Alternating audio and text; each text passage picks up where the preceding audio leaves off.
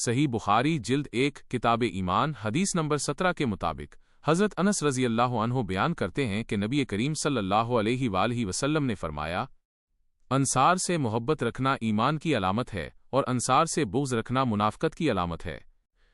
اس حدیث کا مطلب، یہ حدیث ہمیں ایمان اور نفاق کے درمیان ایک اہم فرق بتاتی ہے۔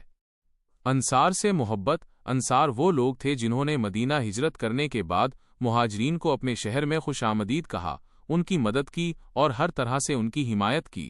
ان سے محبت رکھنا اس بات کی نشانی ہے کہ انسان اللہ اور اس کے رسول کے بتائے ہوئے راستے پر ہے۔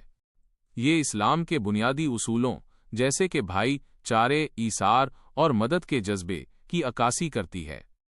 انصار سے بغض، انصار سے نفرت کرنا اس بات کی علامت ہے کہ دل میں منافقت ہے۔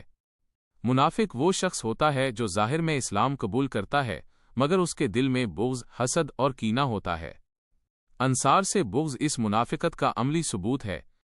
یہ حدیث ہمیں یہ بھی سکھاتی ہے کہ کس طرح ایمان کا تعلق صرف عبادات سے نہیں بلکہ لوگوں کے ساتھ تعلقات، محبت اور احترام سے بھی ہے۔